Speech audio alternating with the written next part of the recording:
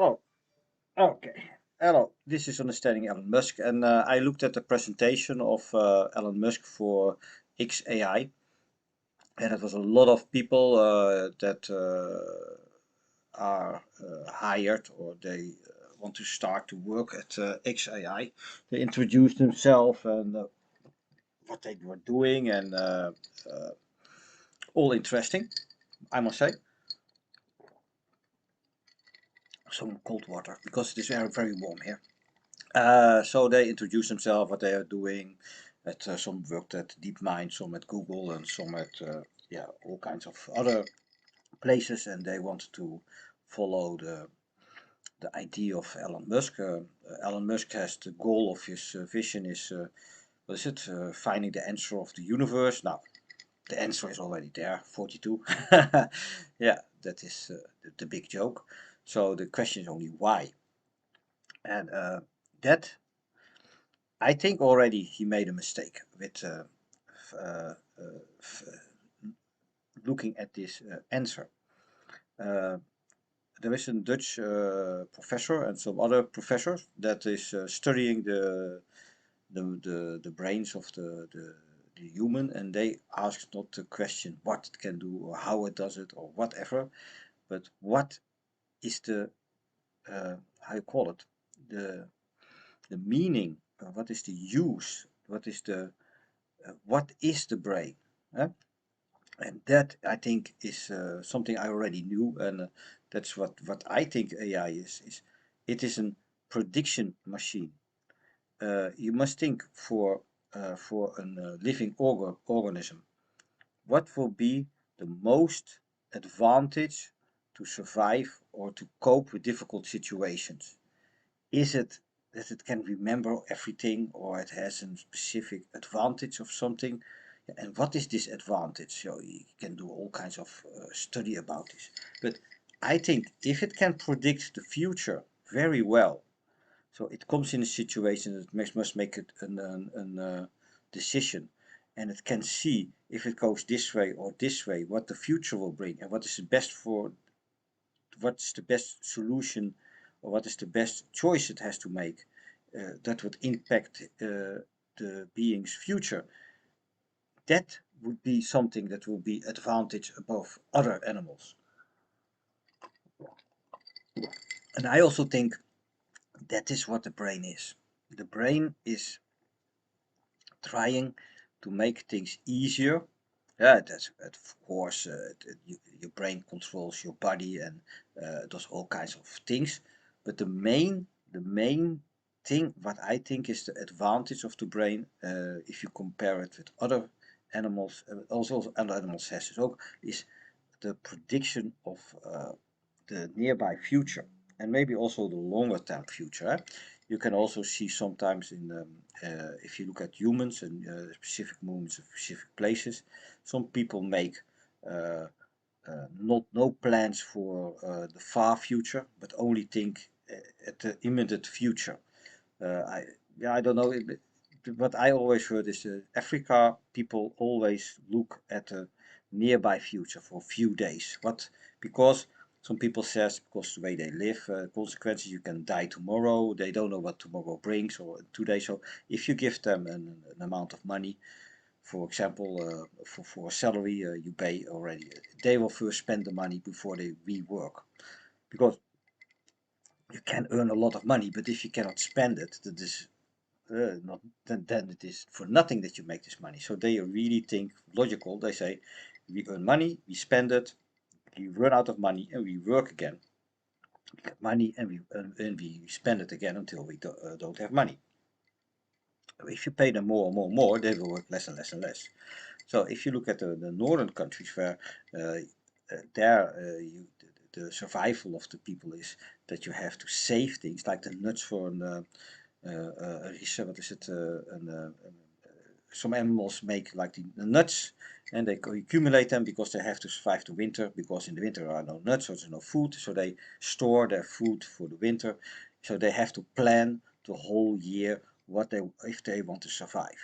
This is totally different from people from Africa. From Africa, they have every day they can get the food. It is always the same environment. So there's the whole year you can make vegetables. The whole year there are animals you can hunt and eat.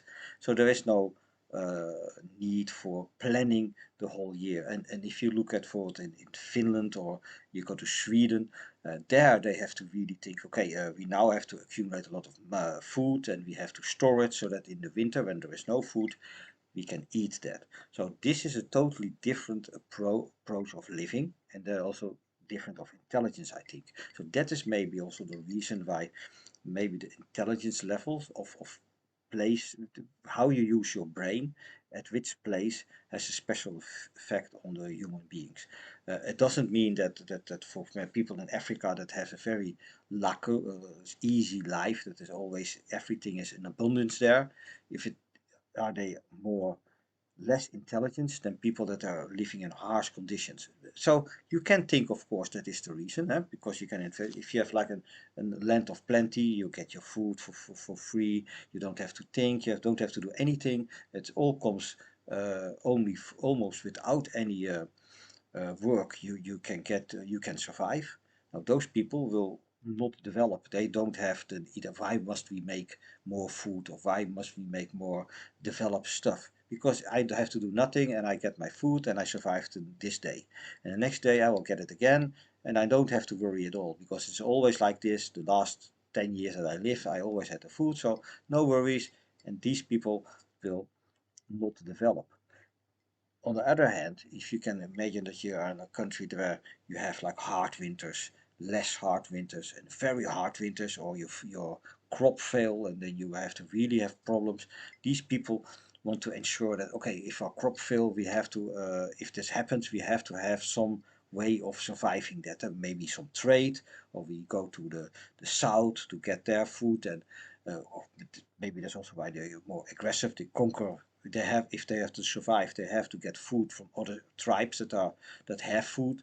So there's a lot of other dynamics in those people, in this development of that people's brain, than the people that are always having a life of plenty. And I think that is also what we call intelligence.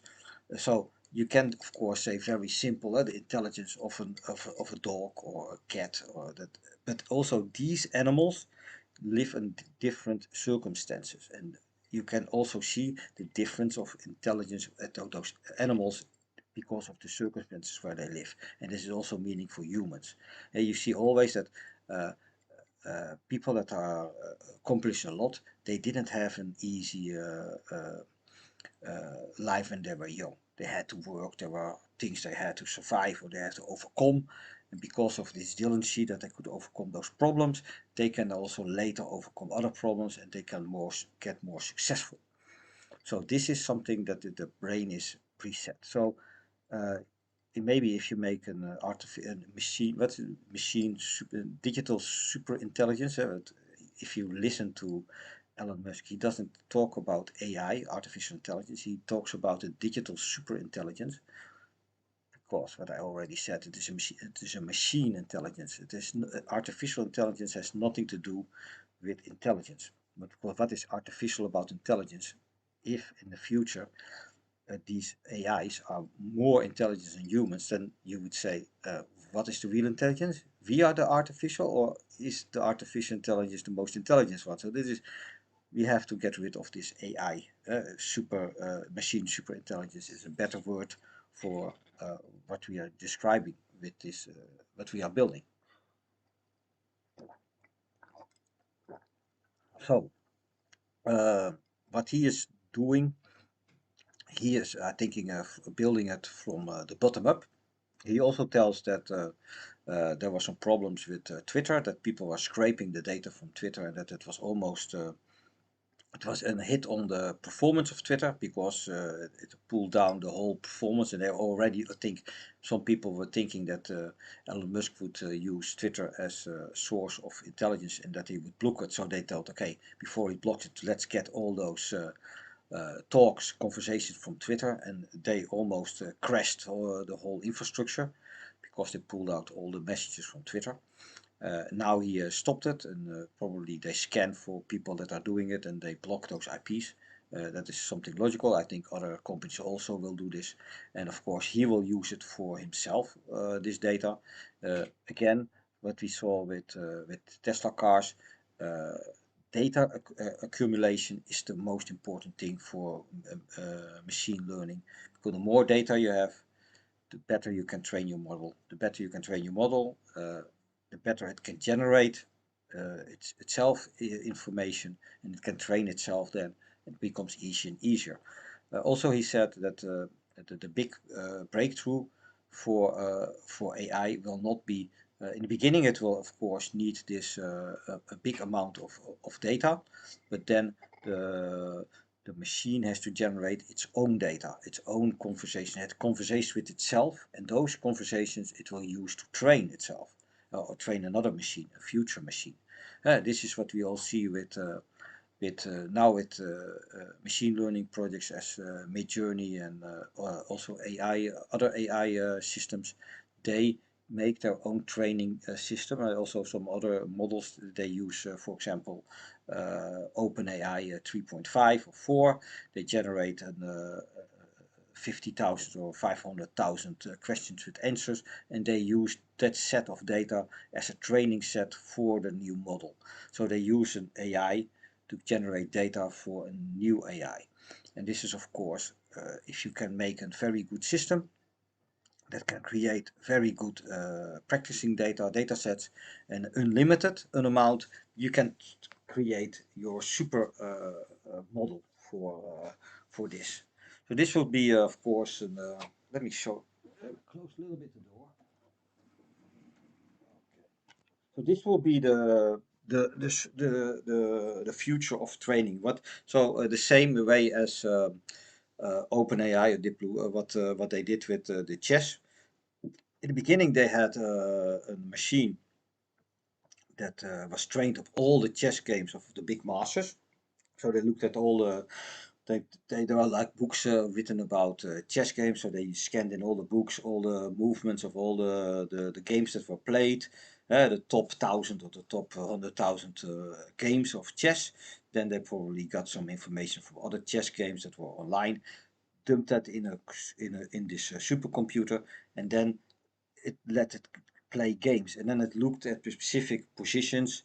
If it comes at a position, it would already know how to win that position, what is the best way to play it, because it looks at if it recognized the position it is in. That was the old way of beating, and at the end, the problem was they needed more data. That the computer was too slow, so they had to speed up the computer, more processing power, and then they could, in time, defeat the world master of chess. Then after a while they had a machine, and what the machine was, that it learned it learned from chess games.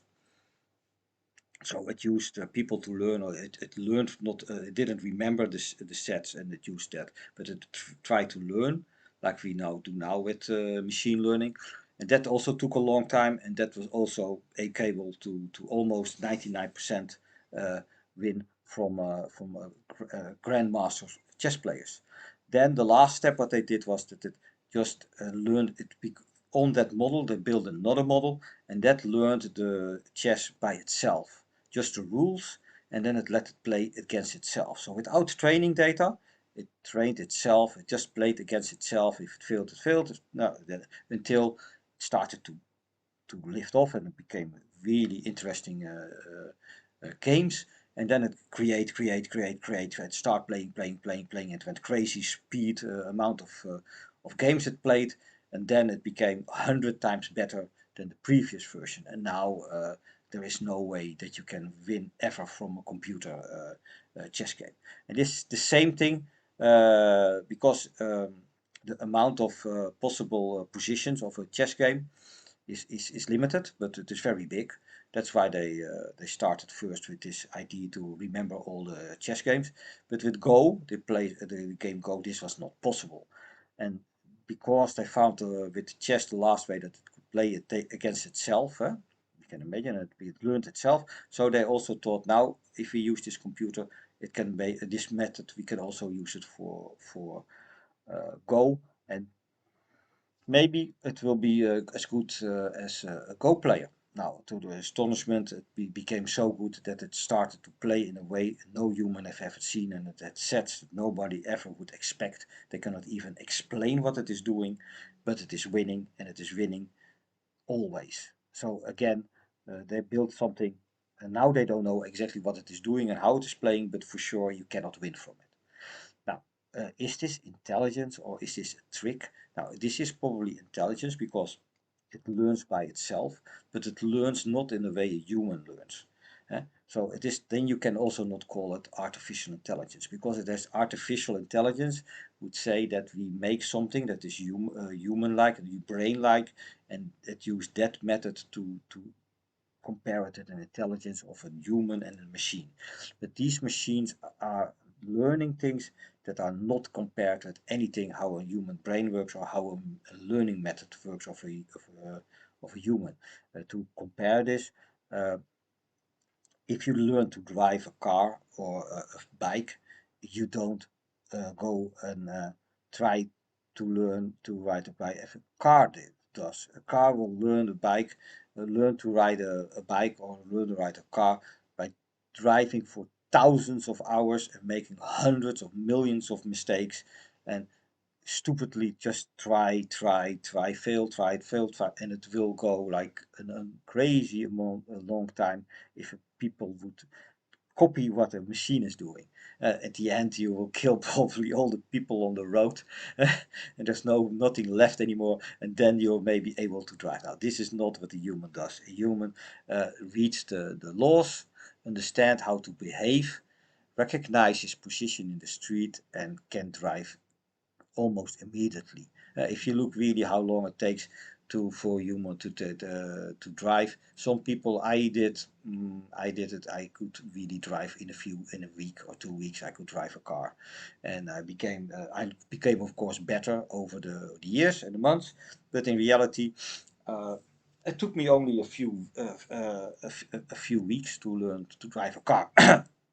And even if you look at the amount of time that was I was in the car really driving, it was probably maybe less than 50 hours.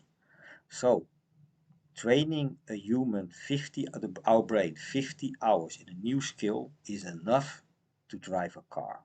Now, if you look at a machine, what Elon Musk is doing, it would never be possible to train an AI or a machine in 50 hours to drive a car, and but maybe in reality only 5 or 6 times that it is really driving or try to drive. Now this is not possible. So the advantage of the human is that we already have a brain that is pre-trained, and this pre-trained brain, that is interesting because a piece of it is genetics. eh? But I already said, if you have a cat, and we had a cat and we found it somewhere, it never saw another cat, it only saw our dog and us, and after a few months, year, it started to behave as a cat. It never saw another cat. So there is something in the DNA that changes his brain, that makes his brain like a cat has to behave. So this will be also same with humans and other animals. So the standard behavior of a human or intelligence is already in our brain. So if you want to really find out this, you have to just look at the DNA, I think, and the DNA will be the secret of artificial. The intelligence will be able. You can probably find it in the DNA code of animals and humans. How? Because everything's in there. How the how cells are made or how brain is made is in DNA. Because that is what human is. It is just a string of DNA. So in this fictive code, what the human passed by through his children, there is the schematic also for intelligence. That's what I think, and that is maybe where you have to look. So, what does this mean? Uh, is the brain there for just what? So then is the meaning. What is the meaning of the brain? You can say learning skills like driving a car, airplane, or other kung fu, etc., etc. This is just something you add onto this already existing default brain, and this default brain can absorb new information, new skill very fast. What I already said, 50 hours to drive a car, maybe 200 or 300 hours to fly an airplane. I flown an airplane on my first flight. Yeah, okay, I had some simulation of the computer, but I could land the plane the first time when I stepped in the plane. The pulling up the plane was a little bit difficult because if you have one propeller, it will move to the right side. So the instructor had to help. But landing the plane, I could already do myself with no instructor needed. So I could, when I was in the air, I could fly, I could go everywhere.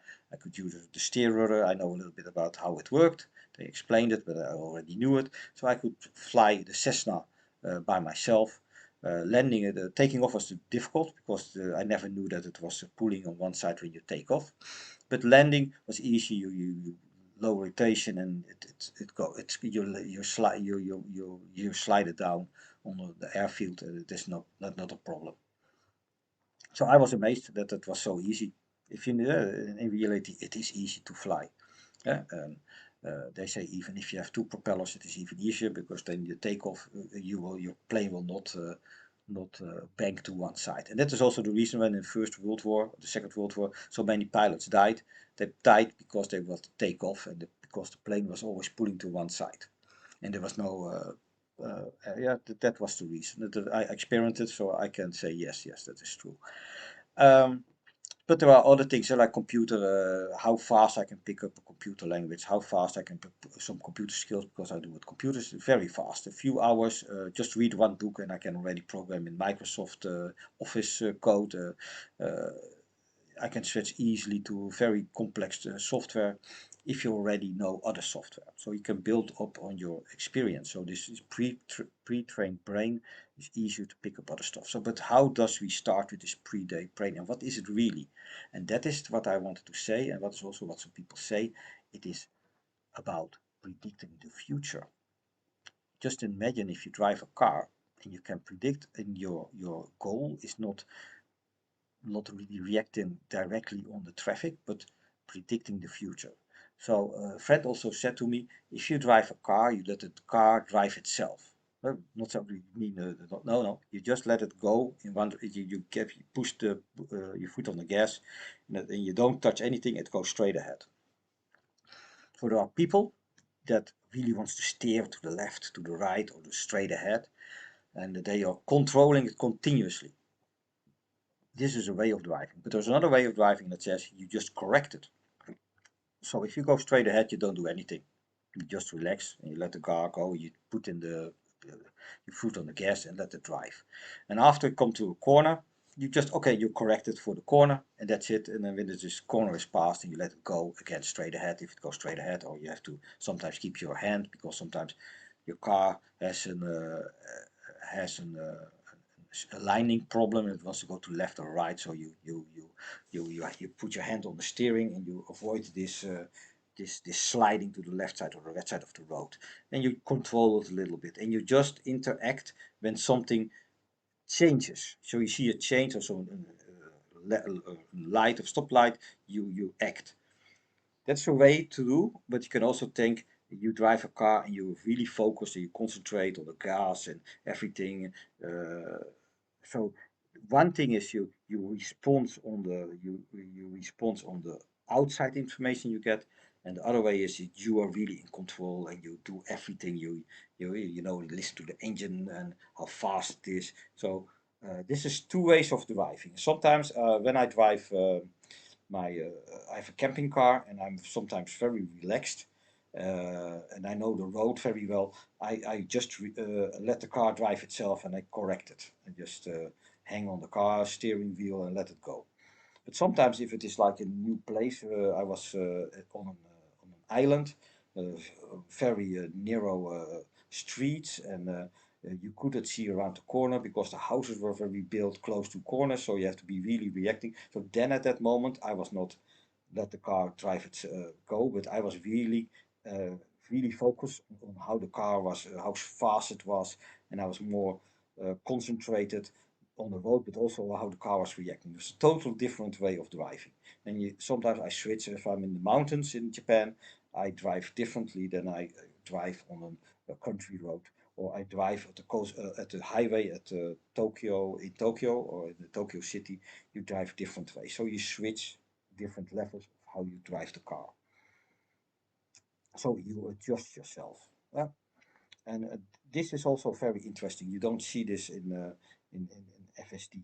That maybe it is there, that it has like a mode for driving in on the highway, and there's a mode driving in the city, there's a mode driving on a parking lot, and there's a mode maybe in difficult situations, in rain or snow. So you have to have different. So human also you drive different ways in different situations. So this is something that is also very interesting, that you adjust your concentration, or you adjust your how you drive. And uh, probably you learn to drive more relaxed over the years. So in the beginning you are very focused, because everything is new. Then you have to really be paying attention. And the better you drive, the less attention you take to the car, but you look more in the environment around the car, and you predict more what's going to happen. And this is the interesting thing. If you can predict, you're in a car and you can predict what's going to happen in front of you in the next few minutes or few seconds, it is much easier. Yeah, instead of that you have to really look every second what's going on. And this is what you see also with tennis. So if you play tennis, for example, and you are really good tennis, somebody plays a ball and you see it coming, you say, okay, I can never get that ball, I don't even run for it, let it go. And other people say, ah, maybe I can get it, and they run and they get tired and they lose the game. But the people that can very predict the ball, when there is a, so when they know that if they run, they can make it, and if they catch the ball, they can really control it. That they can play it in a way that the other one cannot get it.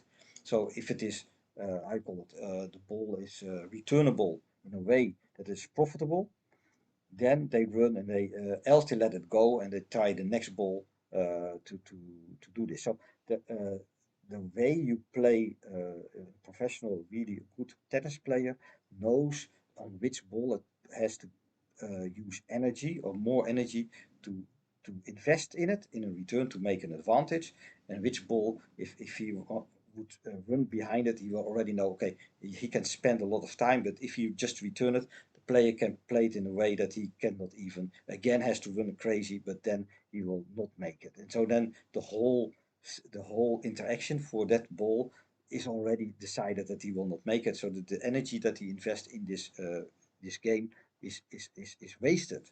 So it's more efficient to only play react on balls, and to put the energy in balls that you can make a point. Don't use the energy if you already know that you cannot make a point with the ball. That is probably how good tennis and with games, when do you invest the time or the energy, your bodily energy, to make an advantage or to make a profit.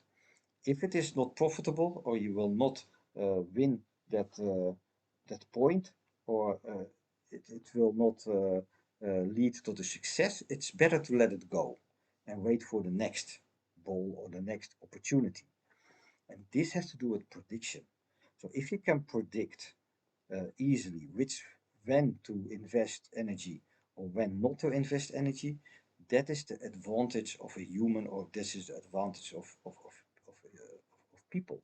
And that is probably intelligence. So you can imagine that if you are a person that runs on every ball with tennis, let's use tennis as an example. So you see a ball, you get a return of a ball, and you run every ball, you give yourself 100% to catch it. Now, you can imagine how much energy, how much condition you need. You have to train good conditions, and probably if you really would do that, it means that after maybe 2 hours of 1 hour of playing, you are so tired you cannot run anymore and you have to give up. Huh? But now, if you are a player and you see a ball coming, a return, and you see, okay, this one I cannot make, I don't run. Let it be a point for the other one. I will play with the next ball. If it is, I can. There's a better chance that I can return it, that I can make a point. Let's run for that one. So these two players, that one player predicts if it is wise enough to invest energy, and the other player goes for every ball. You know exactly what's going to happen. The person that really tries to predict a ball if it is good or not to run on it, will last longer. The other one can maybe only play the game for 1.5 hours. The other can maybe stay for 4 hours on the field or maybe longer, maybe 5 hours. So his survival chance is bigger because he can play the game longer. The longer you can play the game, the bigger the chances that you can win. Yeah, because if you only can play it for 1.5 hours and the opposition knows this and he knows a way to make it long, he always will win. So, so these are tactics, of course, but you can imagine that if what is your big advantage if you can predict the future? So also with an animal, for the tiger or a lion that wants to eat an antelope, he predicts which antelope is the one that is the slowest. If he can find the slowest animal, he predicts correctly, he can catch it. If he makes the wrong and makes a very fast antelope, yeah, all his energy that he puts into catching that antelope will be wasted, and he can starve, he can die, yeah, because they have to be really efficient with the energy they invest in a hunt. Let's say they hunt, they they chase an antelope because they are hungry. And if you can imagine, if you do 2 or 3 times, you fail, the energy you use, you get more hungry, there's a chance that you die because of hunger is bigger. So the idea is that you have to be very efficient in hunting. You don't want to spend a lot of energy for a hunt because you want to eat. You want to, it is not the hunt is not the thing the tiger wants to do. It was the survival. It wants to eat. So how with using as less as, energy as possible. Hmm? So that is why you see the development of these predators. They probably they have the most efficient way of getting their prey. So there are all kinds of tactics to do that.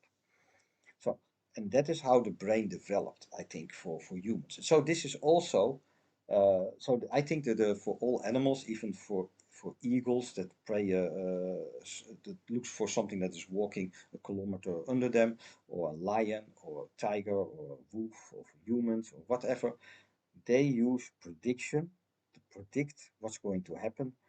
That is the advantage for the survival rate.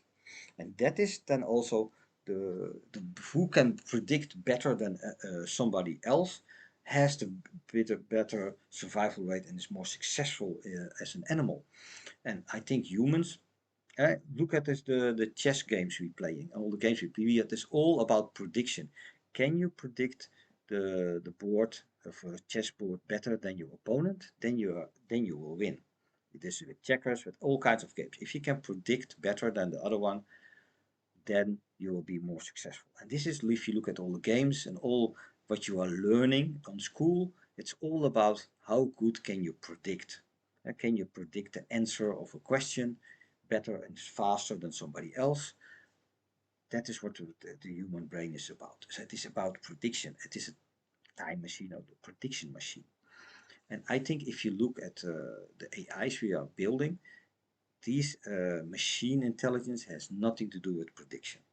It has all to do with we have a big database or compressed database, and we can answer a question that is asked of us. And it is not based on prediction, but it is all based on knowledge. So if a human would be trained as this AI and it has to answer a question, what do? We use Google, and we also sometimes predict what does the human mean with the question. So what is the meaning behind the question? And we try to answer that. So for Elon Musk, if you would say from we make a machine on but the question is what is the meaning of the universe? Another human will ask himself, why is he asking that question? Not about the answer. A machine learning machine and an AI will try to answer that question. The human will ask itself, why is he asking this question? So the why question is very important in our brain. If we understand why is a ball falling, an apple falling from a tree, if we understand that, or we can answer that question, we come out to the gravity law. So this is also what we want from AIs. We want an AI to ask themselves the question, why? Why is this happening? Or why is this like this? And then try to answer that. But at the moment, the machines are not asked those questions. They are just like a database, like the beginning of our chess machines, that they just had all the moves there, and you're playing a game against a machine that recognizes this move from a long time ago chess game, and it knows, okay, if I do these moves, I can win, and if he probably will react as the previous players did. And this is exactly what AIs, this whole thing, the statistically thing that is built with the OpenAI also is doing. It is it is not predicting. It is just giving a default answer what already was answered by other things. It is building on previous answers and using statistically trick to give you an answer on the question. The answer can be correct or totally not correct, but it tries to make an answer like that. But I think the problem is because it doesn't ask itself why, and it cannot really think of how you call it. Yeah, humans of a brain is not only answering questions or are in situations that it wants to solve. It sometimes splits the question and sometimes asks, okay, this is the meaning behind the question. Or, why is the moon round? For example, then you ask yourself, well, if I look up and I see the moon, it is see round. Sometimes it's not round, but uh, because there is a shadow of the Earth, it covers it. That's why it is not always the form round, but it can be like a slice, like sliced. So we are already thinking of all those things. We are thinking about is the moon really round? When we see it in different forms, and all these things. But an AI now, they will look at the answers, all the answers on people that answer this question: is the Earth, is the moon, or is the Earth round? And they conclude statistically what to answer. So they don't think, they don't make a a 3D concept of what, how to solve this. So what we do is we make a 3D, we imagine an Earth with a moon rotating around it, with the sun.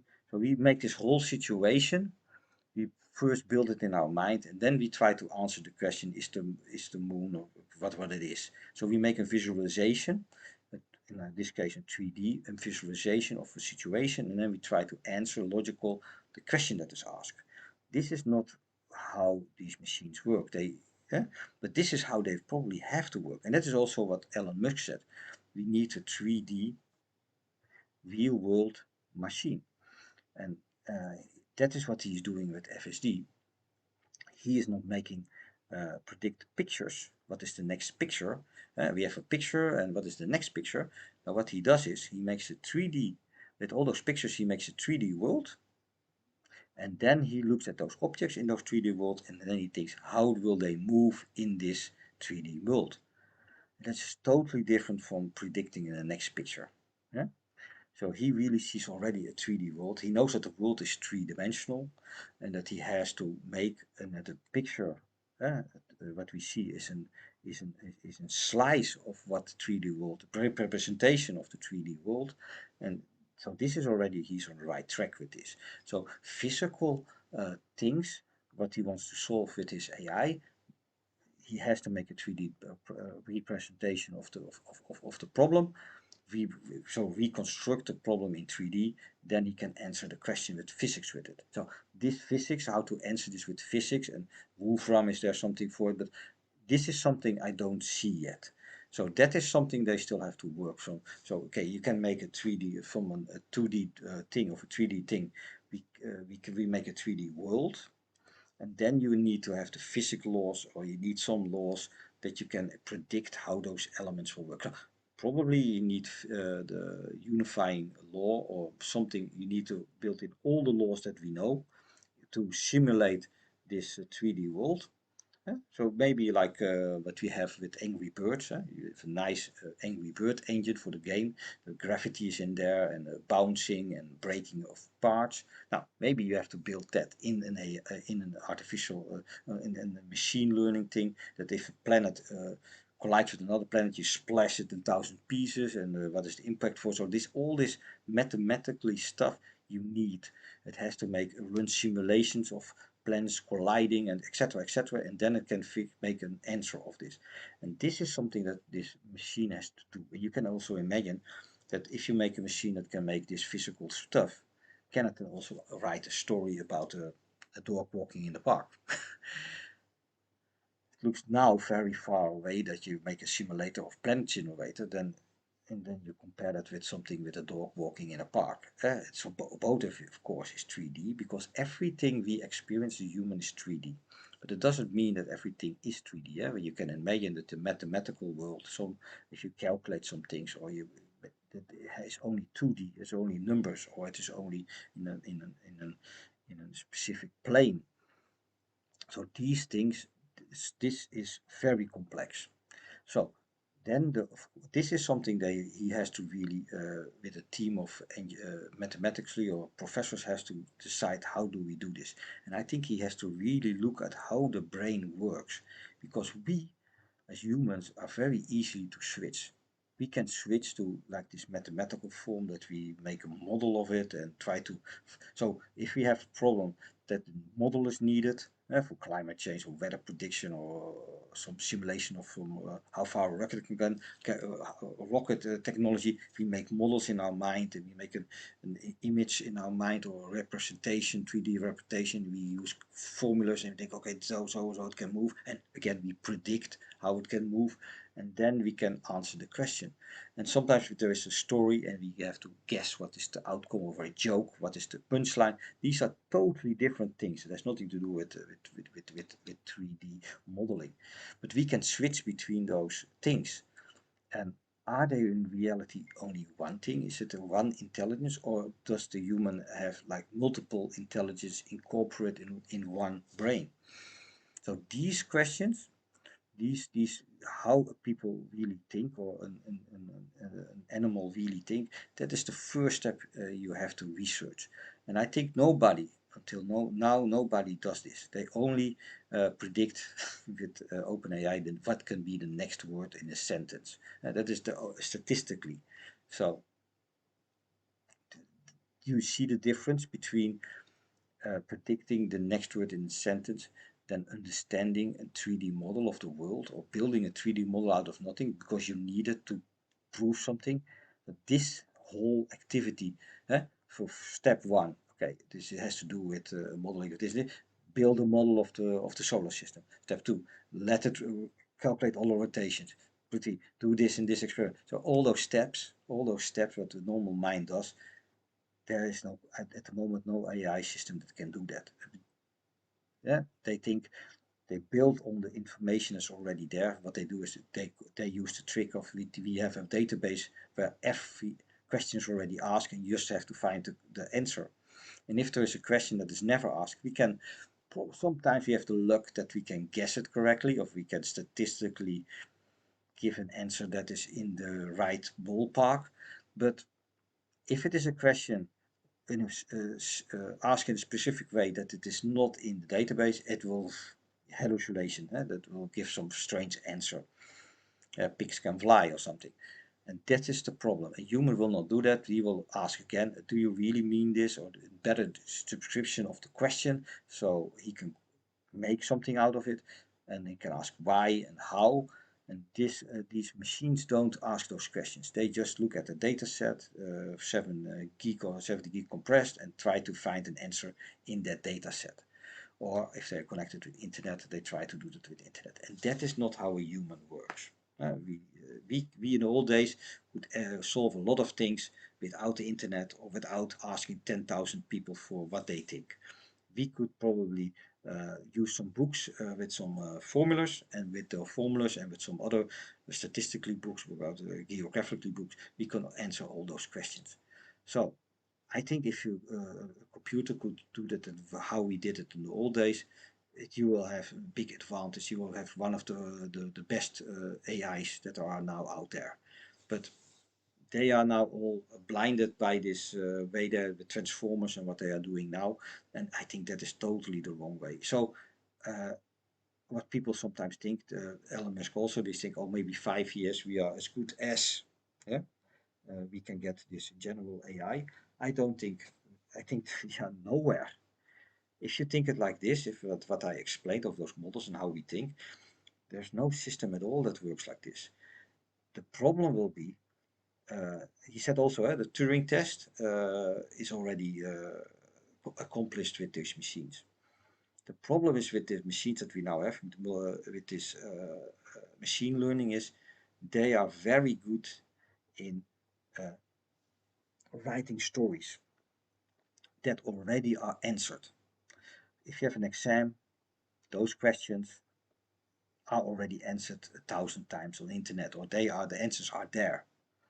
If you would ask a question that is never asked, it cannot answer that question.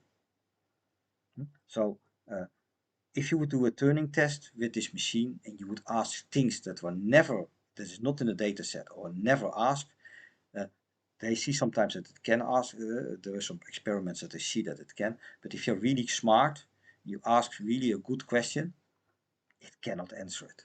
I know for sure. So, and there's also, of course, the laziness of exams, that they reuse questions or they reuse the methods, and it is almost predictable.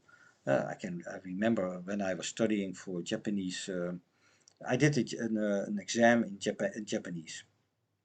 In English, it was also in English, but this was Japanese transformed in English, so it was unreadable English. And I still did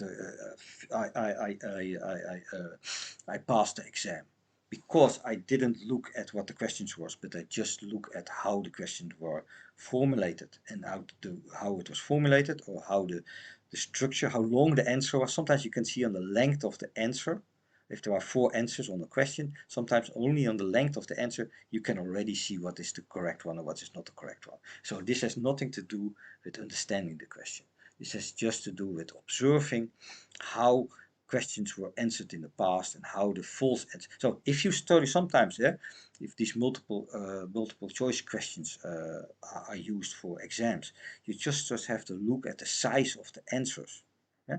Look at all false answers. If the wrong answers are 90% smaller than the correct answer, sometimes you can already, if you have an answer, 4 answers, you look at the two smallest answers of them and you just cross them away, and you look at the two longest answers. That makes it already, instead of 25% chance, 50% chance. And these tricks you have to use. Sometimes for those questions, for questions with multiple answers, or multiple choice answers, it is sometimes very easy just to find tricks how the answers are built, or how those 4 uh, uh, answers are created. And if you know the trick how they are doing it, you can often remove one or at least 2 of those answers, and then you only have to choose between 2 of the answers are given. And if you learn half of good the material, you have always a 50% chance that you have it right, and then you only have to tilt that to the 70%. So the effort will only be 20%. That is totally different than you have to study for 100% to get the correct, or 70% to get the answer. Now you only have to study for 20%. And that is a very trick with those multiple answers. There's a way to learn how to answer that quickly, how to study quickly and answer. Also, if you have this knowledge, you really learn it and you can do it without these tricks. But sometimes you don't have time, you run out of time. And then if you can use this trick to answer the last 5 questions you don't have the time to answer, sometimes you can get more than 50% of those questions correct, and that will also help in your score. So for people that are doing those exams, this is a tip how to do this. Uh, so uh, I think that if Elon Musk really wants to make digital super intelligence that is based on a 3D model and is not based on these prediction words or what they are doing now with all those transformers and pre-answered database with answers, and then look up the answer. What is the best answer for the question? That is what they are doing for the moment. That is good. I use it. If you use for what is a ship or what is a submarine, that is perfectly this kind of, if you want to write a book about submarines or no knowledge, this system is perfectly, because it is an encyclopedia. It can answer questions that it knows very easily, and that most of the people will have questions that are already answered. But if you're doing research, you want to do new things, this thing is not good enough for people that are doing research, professors doing research, or really top end questions, or really people that want to think. You will see it cannot answer your questions. It is practical useless. But if you want to use it for simple questions, for simple descriptions, for what is a transformer, what is an R and N, what is a C and N for modeling, for things. It can explain everything. What is democracy? Who is Plato? What are the Romans? What is the Roman Empire? How did it fall? All those things, history things, dating. These are known facts, and that is this AI perfectly for. So for education and for other things that you just want to know or want to learn, perfect. That is, and you can use it, of course, for training, for things. So this is good for also for basic memory for a machine. That's also what they used for, of course, for with this chess computer that later evolved. So, but now they have to use that. Okay, what we now have, this database is nice, but we need something else that can think why, how, create models, and do more with this information, and can build out more questions, or first think the question that was asked. Is that logical? Is there not a mistake in the question? Must I have to feedback? So if somebody makes a typo or ask a question that's a little bit strange, now it just tries to answer it. It ignores it. But it would be better that it comes back and with the question, do you mean with your question this and this and this? And if you say yes, then it will give you the answer. That will be the first step what you would really expect from an intelligent system. Then it knows how to, okay, like, it means this, so that means that I have to do this and this and this to get him the answer. Or the answer what he's asking is something that I can look up in my database because it is a history thing or it is a fact that is already defined. But if the question is something special that I have to do an experiment for, or I have to really, that is not in my standard data, I have to make some calculations, or I have to make some special thing, and I have to get some application from the internet to get this or I get data from this for answering this question. So now if you would ask, for example, calculate the speed of a rocket engine, if it is this and this and this and this, it cannot answer it because it will try to get this information from internet, but it is not there. But if it knows the physics, how a calculation has to be done for a rocket engine, it first finds the formula, it finds specifications you ask, and start to calculate and start to model this rocket engine that you want, and try to get you the answer together. Of course, is this parameter correct what you're looking for? Let's check, recalculate it, but now with some other assumptions that the air pressure is higher or lower, and it will, with interaction of this machine assistant, this AI, you get your answer. It will not be something like a ChatGPT that it will give you an answer yes or no, or it gives you an hallucination. And probably if it will give you an answer, it will be wrong because it has to calculate it, and it cannot calculate because it is a word search thing. So these things, I hope Elon Musk will, and I heard also some people that were introduced, will think about and will create a machine that creates models, 3D models or real-time, real world models or something like that. And that is what we need for a real general AI, that it can create models, it can create a universe, or can create a reality in his mind, and then do this, create a situation to answer this question. Or if it isn't a question you just have to look up, he will use his memory and look it up in his memory or on the internet. Or maybe just ask another person on the internet to answer that question for him. Maybe he has to be smart. Ask on Twitter, can somebody answer this question? And then he gets the answer. Said, oh, wait a minute, I will get, okay, I have the answer. And he can give the answer to the questionnaire, and he can say, okay, I got this answer from this and this person from internet. Discuss with him further if you want to explanation of this answer. Maybe something very smart like that can be also a way of answering questions. But it will be, of course, good that it can answer itself and it ask how do you know this answer, and it will learn from that person how to answer those questions in the future. But that with this talk you now understand that XAI again, if you try to, it will be different. I think I hope he will use some different uh, approach to make this digital super intelligence or this digital intelligence than what now is used. Because he comes, of course, with Tesla with this 3D modeling. So maybe he tried to model everything in a real world for answering question much better than just looking up in a database. But we just have to see what's going to happen. And yeah, that is what I want to talk about. So I hope people realize that the ChatGPT, what we now have, is nice for education and for recurging, reproducing answers that are already given that were good. That is, of course, facts or things that we measured. That will be. You can use it for studying, for your own study.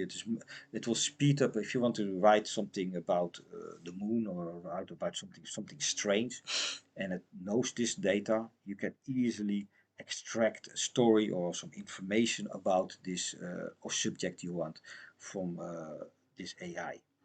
That is much easier and much more readable or usable than using Google or a search engine to get this information.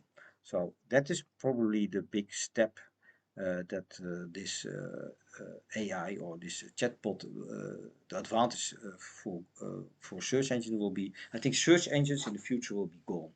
These assistants will do the search for you and will give you an answer. In reality, a search engine is not a query you want to find something on the internet. You have a question you want to have answer for. And we use this search line from Google or from Bing in the past or now to give us an answer. And I think in the future people will not use Bing or Google. They will ask Siri, Siri, what is the birthday of President Biden? And then Siri will answer you back. You don't type in Google what is the birthday of the President Biden. This AI will give you the, the answer and can give you more answers. It can say, okay, President Biden is this and this. He is the old sitting president in America. He has the same birthday as these and these persons. And have a nice day. That's much easier, that's much more acceptable, much more convenient than you type in Google and you get 4 answers and 15 advertisements. So this is a good Neko next to us, a cat. Uh, so this is much better, of course, and I think that it will be. I think ChatGPT will introduce the end of search engines, what I think is a good thing, and probably can even lead to the end of internet, of the way of internet we now know. We will search less. You can imagine, if you want to go to vacation at the glamping site here in Japan, Chiba, you can search with Google and until you find a nice place near the beach for with all the things you want. But you can also imagine that in the future your chat DTP knows everything, where you live and what you like at surfing, etc. And you ask, I want to go this weekend or next weekend on vacation for surfing. You know what I like, what my preferences are. I have a cat, and so I want to take my cat in the hotel. Poof, this AI will search for you and give you directly with the places, how long it is driving, etc., etc. Will give you all the information, and you just choose and say, okay, yeah, I want this one, and it will book your vacation. Over. If you want to try this previous with Google, first you have to search Google, then you have to log on to the site, you have to make the reservation, you have to look if it is there, if not, you have to look for another one, so you at least 2 or 3 sites you have to find the hotel for, and then it has to, this all very difficult and time consuming. Now you just ask the AI to do it, and in few seconds or a minute or two, you get the choice what you can. It will make the reservation for you. It probably you don't have to choose. It knows exactly with the private information of you. It will make the correct situation, the correct decision for you, and will book your vacation for that weekend. No internet needed, or no application needed, no hotel booking needed, no, so it will all do it by itself. And I think that is the future, that is the advantage. So further automatizing and maybe less interaction with with the internet, and less interaction with search engines with these assistants. So that will have a big impact on the whole web and the business that is around the web and etc. But it will probably, I hope it will not change too much, because if people are losing money and stop making these apps, or they have to find maybe other ways to make money, that will probably will be a challenge. But at the end, for the end user, for the user that that wants to have this service, it will be easier. Instead that you have to sometimes I was looking at all the sites for we went to Taiwan and look at all the activities, the routes where we were. Is it useful to take the train to the other side of the island, Taiwan Island, or can we go there? And if we go there, what's on the way we can visit? So it took me really a week, 1.5 week to look at all 5 the week that we are there every day, to make a plan how to travel, where to go. You can imagine if in AI you would ask an AI, stay 5 days in or 6 days in Taiwan. I'm here, I want to travel, but I will still want, this is my budget, I can spend some money for some other hotels. And maybe in a few minutes it will give you some plans, some activities what you can see, or maybe it makes a list, what do you want to see, so you think on, I want to see these and these and these things. It will incorporate that in your plan, make the overview how much it costs. It's of course in budget, and then you say, okay, yeah, book it, and it automatically book it over. So maybe in half a day, or maybe in a few hours, you will book your whole vacation, and you have everything you want to see there. It prints out the schedule, how to travel, where to be, and the buses, or everything, how to reach your destinations and your touristic sites. You will be to print maybe, or you get a PDF or something, a travel guide for yourself. Make your private travel guide, so that if you are there, you can follow the guide to do your traveling. This is of course much better than print. I had to print out all the all the things, how to come there, the trains, the metro, etc., etc. To the whole plan. So I had to make a whole book about if we were there, how to go to all those sites and all those events. But you can imagine if an AI would do that, it can do it on the fly, and it could, maybe you can do it the day before you travel, or you do it already, and then it just adjust the everything when you are there. This is totally different. The time you don't have to invest in planning those trips is almost not needed. So AI can do that very fast, and that is, I think, that will cost, of course, some jobs, of your time that will be saved, and that is, of course, the advantage of these chatbots and these digital assistants in the future. This is, of course, not only influence on your your vacation, but also probably on ordering stuff for making a machine, or in companies, or doing some work. You can imagine that they can make this much faster what normal human has to do with a group of people to organize, for example, an event. You are at an exhibition, and you have to build an event. You need a tent, you need spurs, you have to contact your suppliers. You can imagine that an AI can do that. Everybody is contacted, it sent automatically the request, it orders the tent, it does this and this and this, it phones the and the. Everything is done in 1 hour, instead that you have taken a month or maybe 2 months to organize it with 5 people. That is probably what's happened with this simple tool what we now have, that just relies on a database of knowledge. That is now already possible. So we maybe would think, oh, this is AI. No, this is not AI. This is just an assistant uh, it doesn't use any intelligence at all. It makes just things easier. It is a tool, like a hammer. But The problem is you can only hit a nail. So it has a specific use. Uh, don't use it to build a new rocket. Don't use it to design a new car. Don't use it to, yeah, with help of a new car, but it cannot design a car from scrap. It doesn't know how a combustion engine or electric motor works. It doesn't know that. Maybe it knows it, but it cannot redesign it or make a better improvement on that. There you need something else. And that is so maybe already a mistake that people think, oh, it can do it. No, it cannot do it. But maybe it can maybe make a better design for a shoe, because that is maybe something it can do, but it cannot redesign something more efficient than improve the efficiency, for example, for an engine. It can maybe do that, but you have to do a specific question that it can answer, and you cannot ask a question, make the efficiency better for this and this and this, and it will give you the answer. So there you need really modeling, and I think that is what Elon Musk wants to do with his machine intelligence, that he wants to probably want to make something that can answer those questions. How can I improve the efficiency? How can I create a better solution for this? And that it really makes a new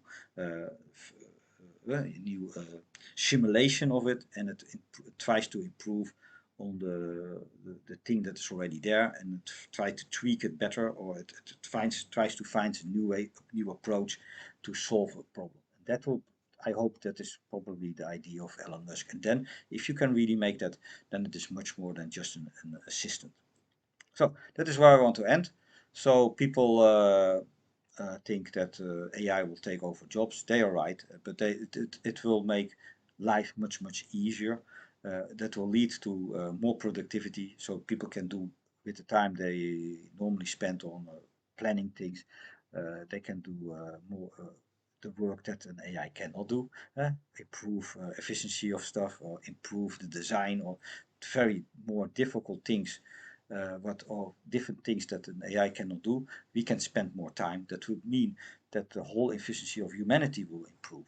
So this tool, what is now built, will improve the speed of development of humans, because the boring things, always the same thing, the re-answering of questions and teaching, when was the war of this and this, you don't have to look it up in a book. This thing will answer it directly, and not only here in England, in Japan, but Africa, everywhere. If you have this tool, you have directly the whole encyclopedia in your pocket, and you can educate any child or any person everywhere on the world can use this thing and can be educated and train his AI, his brain better, and become a better person, and so indirectly help humanity.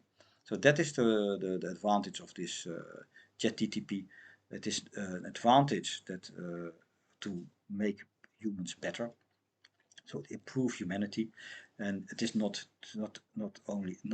really to make people uh, obsolete. I think people will become now more and more important, because now we know what people can do and don't have to do. Because things that AI can do, that this ChatGPT can do, you don't have to do anymore. It automatically will give you the answer. So maybe teachers in the future will have a different role. It will probably help children to really think, why is this? How do you approach this? It will not ask you, when did Napoleon conquer France, or when all those stupid or those simple questions you don't need to know. It is more about, why did Napoleon do this? What was his motivation? Eh? And if you know this motivation, can it be, if Napoleon was not there, would somebody else do that? So the more theoretically philosophical questions will come, the children will be thinking about.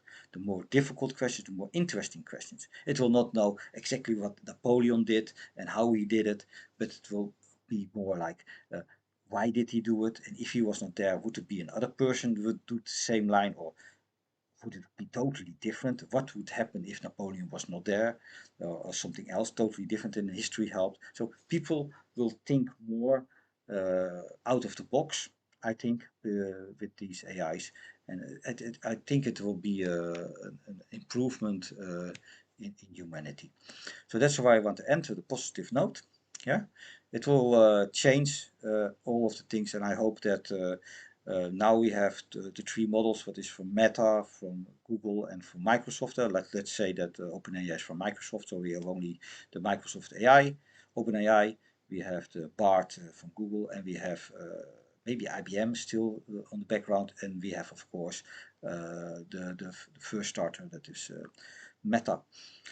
So these are maybe the four models that are now there, and I think the fifth, that is from Elon Musk, I hope that he will try to approach this thing from a totally different angle and maybe push the whole thing better. Also, he has much more calculating power as everybody else with this dojo. But let's talk that about later, about his hardware that he wants to use and how he wants to train it. But for the moment, it's already 1 hour. Let's end this talk. This late at night here in Japan, and see you. Have a nice day.